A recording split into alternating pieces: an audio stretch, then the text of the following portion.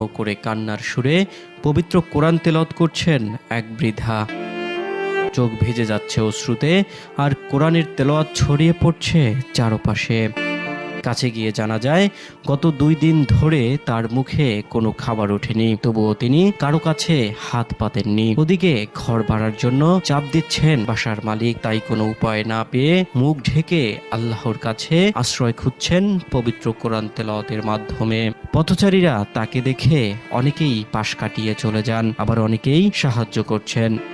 তার নাম মরিয়ম বেগম। বহু বছর আগে স্বামী মারা গেছেন, 3 মেয়ে ছিল, সবাইকে তিনি বিয়ে দিয়েছেন। এখন তারা নিজেদের সংসার নিয়ে ব্যস্ত।